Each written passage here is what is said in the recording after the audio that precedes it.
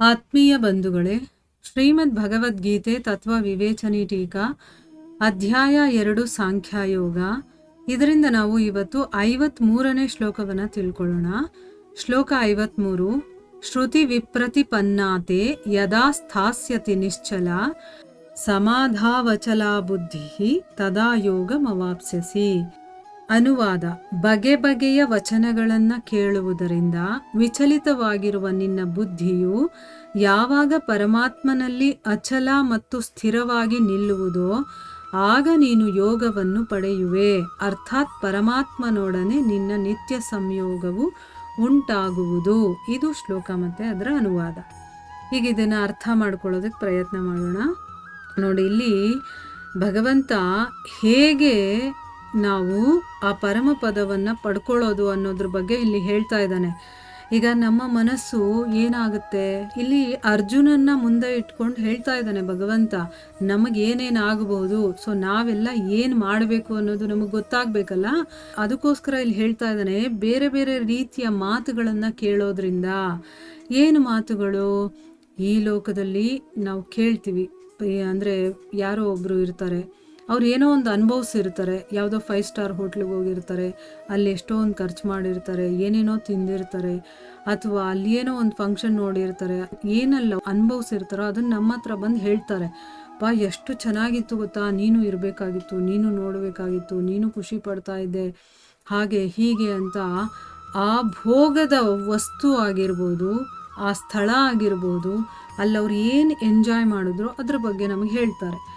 ಇದನ್ನು ಬಿಟ್ಟು ಈ ಲೋಕದ್ದಷ್ಟೇ ಅಲ್ಲ, ಇನ್ನು ಬೇರೆ ಲೋಕದ ಬಗ್ಗೆನೂ ಹೇಳೋರು ಇದ್ದಾರೆ. ಈಗ ಆಧ್ಯಾತ್ಮಿಕ ಅಂದರೆ, ಈಗ ಈ ಲೋಕದ ತೃಪ್ತಿಯನ್ನು ಪಟ್ಟಿರೋರು ಏನು ಮಾಡ್ತಾರೆ, ಅವ್ರಿಗೆ ಇದಕ್ಕಿಂತ ಇನ್ನೂ ಚೆನ್ನಾಗಿರೋದು ಬೇಕು, ಸುಖ ಭೋಗೈಶ್ವರ್ಯಗಳು ಬೇಕು. ಅವ್ರೇನು ಮಾಡ್ತಾರೆ, ಸ್ವರ್ಗಲೋಕಗಳಿದೆಯಲ್ಲ ಅದರ ಬಗ್ಗೆ ಹೇಳ್ತಾರೆ. ಅದು ನಮ್ಮ ಧರ್ಮಗ್ರಂಥಗಳಲ್ಲಿ ಇದೆ. ಸ್ವರ್ಗ ಅಂದರೆ ಹಾಗಿರುತ್ತೆ, ಹೀಗಿರುತ್ತೆ, ಅಲ್ಲಂತ ಒಂದು ಸುಖ ಇರುತ್ತೆ, ಅಲ್ಲಿ ನಮಗೆ ಏನು ಬೇಕೋ ಅದೆಲ್ಲ ಸಿಗುತ್ತೆ, ನಾವು ಕೆಲಸ ಮಾಡೋ ಹಾಗಿಲ್ಲ, ನಮಗೆ ರೋಗ ಬರಲ್ಲ, ಹಾಗೆ ಹೀಗೆ ಅಂತ ಏನೇನು ವಿಷಯಗಳನ್ನೆಲ್ಲ ನಾವು ಕೇಳ್ತೀವೋ ಆಗ ನಮಗೂ ಕೂಡ ಆಸಕ್ತಿ ಬರುತ್ತೆ ಅದರಲ್ಲಿ ಅಲ್ವಾ, ನಾನು ಅದನ್ನು ಪಡ್ಕೋಬೇಕು ಅಂತಂದ್ಬಿಟ್ಟು. ಅದಕ್ಕಿಲ್ಲಿ ಭಗವಂತ ಹೇಳ್ತಾ ಇದ್ದಾನೆ, ನೀನು ಬೇರೆ ಬೇರೆ ರೀತಿಯ ಮಾತುಗಳನ್ನೆಲ್ಲ ಕೇಳೋದ್ರಿಂದ ನಿನ್ನ ಬುದ್ಧಿ ವಿಚಲಿತವಾಗುತ್ತಲ್ಲ, ಆ ವಿಚಲಿತವಾಗಿರುವಂತಹ ಬುದ್ಧಿ ಯಾವಾಗ ಆ ಭಗವಂತನಲ್ಲಿ ಸ್ಥಿರವಾಗಿ ನಿಲ್ಲುತ್ತೋ, ಅಂದರೆ ಆ ಬುದ್ಧಿ ಯಾವ ಕಡೆಗೂ ಹೋಗಬಾರ್ದು. ನಿನ್ನ ಮುಂದೆ ಬಂದು 4 ಜನ 4 ಭೋಗಗಳ ಬಗ್ಗೆ ಹೇಳಿದಾಗಲೂ ಕೂಡ ನಿನ್ನ ಮನಸ್ಸು ವಿಚಲಿತವಾಗದೆ ಅದು ಭಗವಂತನಲ್ಲೇ ನೆಲೆಸಿರಬೇಕು. ಈಗ ನಮಗೆ ಯಾರಾದರೂ ಬಂದು, ನಾವು ಯಾವುದೋ ಒಂದು ಧರ್ಮಗ್ರಂಥವನ್ನು ಓದ್ತಾ ಇರ್ತೀವಿ, ಇಲ್ಲ ನಮ್ಮ ಆಡಿಯೋನೇ ಕೇಳ್ತಾ ಇರ್ತೀವಿ, ಯಾರೋ ಬಂದರು, ಅಯ್ಯೋ ಬನ್ನಿರಿ ಇಲ್ಲಿ ಏನೋ ಒಂದು ವಿಷಯ ಇದೆ ಮಾತಾಡಬೇಕು, ಅಥವಾ ಅಲ್ಲೆಲ್ಲೋ ಹೋಗೋಣ ಬನ್ನಿ, ಇದನ್ನೇನು ಕೇಳ್ತೀರಾ, ಅಲ್ಲಿ ತುಂಬ ಚೆನ್ನಾಗಿರುವಂಥ ಒಂದು ಏನೋ ಒಂದು ಫಿಲಮ್ ನಡೀತಾ ಇದೆ ಅಂತನೋ, ಸೀರಿಯಲ್ ನಡೀತಾ ಇದೆ ಅಂತನೋ ಕರೀತಾರೆ ಅಂತ ಇಟ್ಕೊಳ್ಳಿ. ಈಗ ನಮ್ಮ ಮನಸ್ಸು ಮುಂಚೆಯಿಂದ ಅದರಲ್ಲಿ ಆಸಕ್ತಿ ಇರುವಂಥದ್ದು, ಈಗೀಗ ಅದು ಆಧ್ಯಾತ್ಮಿಕದ ಕಡೆ ಬರ್ತಾ ಇರುವಂಥದ್ದು. ಈಗೀಗ ಏನೋ ಕೇಳಬೇಕು ಅಂತ ಹೇಳ್ತಾರಲ್ಲ ದಿನ, ಸೊ ಕೇಳೋಣ ಇರು, ಅದು ನನ್ನ ಡ್ಯೂಟಿ ಅಂದ್ಕೊಂಡು ಕೇಳ್ತಾ ಇರ್ತೀವಿ. ನಮಗೆ ಮೊದಲೇ ಅದರಲ್ಲಿ ಆಸಕ್ತಿ ಇರೋದಿಲ್ಲ ಭಗವಂತನ ವಿಚಾರ ಕೇಳೋದ್ರಲ್ಲಿ. ಹೇಗೋ ಆ ಗುರು ಕೃಪೆಯಿಂದ ನಮಗೆ ಒಂದು ಸ್ವಲ್ಪ ಸತ್ಸಂಗ ಅನ್ನೋದು ಸಿಕ್ಕಿರುತ್ತೆ, ನಾವೇನೋ ಒಂದು ಸಾಧನೆ ಮಾಡಬೇಕು ಅಂತ ಕೂತಿರ್ತೀವಿ, ಅಷ್ಟರಲ್ಲಿ ಯಾರಾದರೂ ಈ ರೀತಿ ಬಂದು ಕರೆದಾಗ ನಮ್ಮ ಮನಸ್ಸು ಆ ಕಡೆಗೆ ಓಡೋಗ್ಬಿಡುತ್ತೆ. ಅದು ನಮ್ಮ ತಪ್ಪಲ್ಲ, ಅದು ನಿಜವಾಗ್ಲೂ ಅದು ಆಗೋದು ಹಾಗೇನೆ.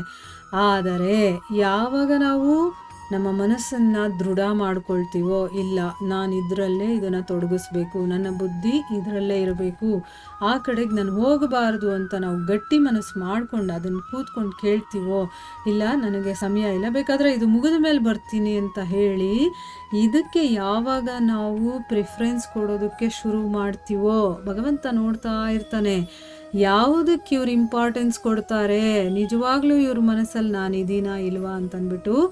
ಯಾವಾಗ ನಾವು ಇದಕ್ಕೆ ಇಂಪಾರ್ಟೆನ್ಸ್ ಕೊಡೋದಕ್ಕೆ ಶುರು ಮಾಡ್ತೀವೋ ಆಗ ಭಗವಂತ ನಮಗೆ ಸಹಾಯ ಮಾಡ್ತಾನೆ. ಅವರು ಬರಬೇಕು ಅಂತ ಇರ್ತಾರಲ್ಲ ಅಲ್ಲೇ ಸ್ಟಾಪ್ ಮಾಡಿಬಿಡ್ತಾನೆ, ಅವ್ರನ್ನ ನಮ್ಮ ಹತ್ರದವರೆಗೂ ಬರೋದಕ್ಕೂ ಬಿಡೋದಿಲ್ಲ, ಆಯಿತಾ. ಆದರೆ ನಾನು ಮೊದಲು ಒಂದು ಹೆಜ್ಜೆ ಇಡಬೇಕು ಮುಂದೆ, ಆಗ ಭಗವಂತ 100 ಹೆಜ್ಜೆ ನಮ್ಮ ಮುಂದೆ ಇಡ್ತಾನೆ.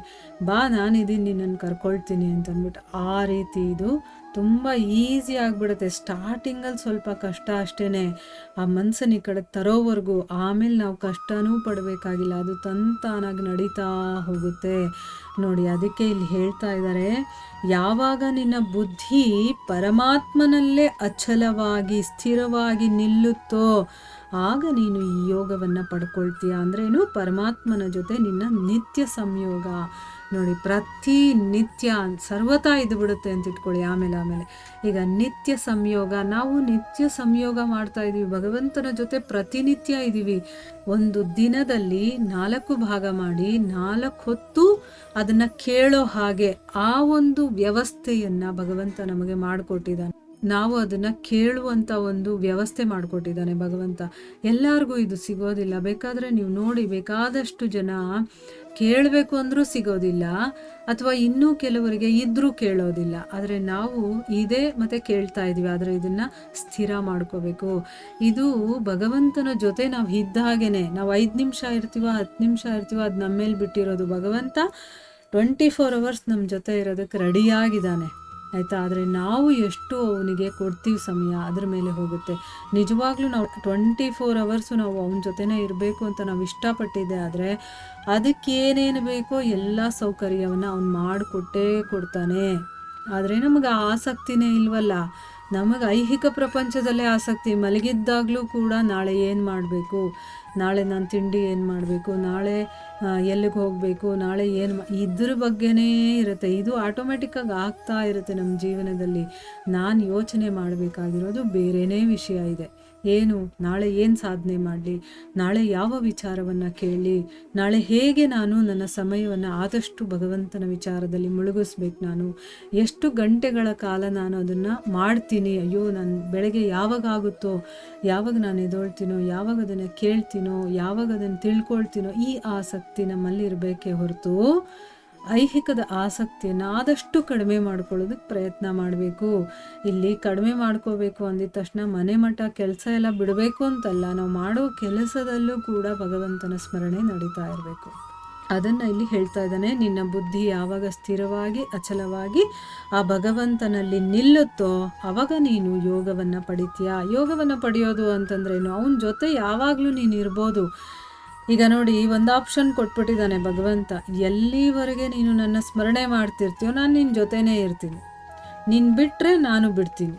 ಇವಾಗ ಯಾರ ತಪ್ಪು, ನಮ್ಮ ತಪ್ಪ ಭಗವಂತನ ತಪ್ಪ? ನಮ್ಮದೇ ತಪ್ಪಲ್ವಾ? ಸೊ ಅದಕ್ಕೆ ನಾವು ಎಷ್ಟರ ಮಟ್ಟಿಗಾಗುತ್ತೋ ಅಷ್ಟರ ಮಟ್ಟಿಗೆ ಅವನನ್ನು ಹಿಡ್ಕೊಂಡೇ ಇರಬೇಕು, ನಮ್ಮ ಜೊತೆನೇ ಇಟ್ಕೊಂಡಿರಬೇಕು.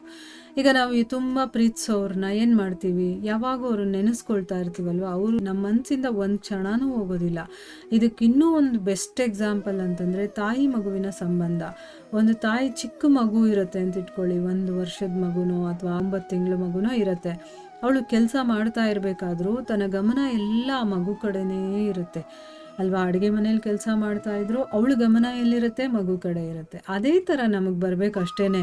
ನಾವು ಕೆಲಸ ಮಾಡ್ತಾ ಇರಲಿ, ನಮ್ಮ ಗಮನ ಭಗವಂತನ ಕಡೆ ಇರಬೇಕು. ನಾನು ಬಟ್ಟೆ ಒಗಿತಾ ಇರಲಿ, ನನ್ನ ಗಮನ ಭಗವಂತನ ಕಡೆ ಇರಬೇಕು. ನಾನು ಆಫೀಸಲ್ಲಿ ಕೆಲಸ ಮಾಡ್ತಾಯಿದ್ರು, ನನ್ನ ಗಮನ ಭಗವಂತನ ಕಡೆ ಇರಬೇಕು. ಕೆಲಸ ಅದ್ರ ಪಾಡ್ಗದು ನಡೀತಾ ಇರಬೇಕು. ಒಳಗಡೆ ನಮ್ಮ ಮೈಂಡಲ್ಲಿ ಭಗವಂತ ಯಾವತ್ತೂ ಹೋಗಬಾರ್ದು. ಅದನ್ನೇ ಪ್ರಜ್ಞೆ ಅಂತ ಹೇಳೋದು. ಪ್ರಜ್ಞೆಯಲ್ಲಿ ಅವನು ಇರಬೇಕು ಆಯಿತಾ. ಬೇರೆ ಎಲ್ಲ ನೀವು ಐಹಿಕದ ಕೆಲಸ ಮಾಡ್ಕೊಳ್ಳಿ ಶರೀರದಿಂದ, ಪ್ರಜ್ಞೆಯಲ್ಲಿ ಅವನಿರಬೇಕು. ಅದು ತುಂಬ ಇಂಪಾರ್ಟೆಂಟ್ ಆಗಿರುವಂಥದ್ದು. ಸೊ ಇಲ್ಲಿ ಅದನ್ನು ಹೇಳ್ತಾ ಇದ್ದಾನೆ, ನಿನ್ನ ಮನಸ್ಸು ಯಾವಾಗ ಸ್ಥಿರವಾಗಿಬಿಡುತ್ತೋ ಯಾವಾಗಲೂ ನೀನು ಭಗವಂತನ ಜೊತೆ ಇರಬಹುದು ಅಂತ ಇಲ್ಲಿ ಹೇಳ್ತಾ ಇದ್ದಾನೆ.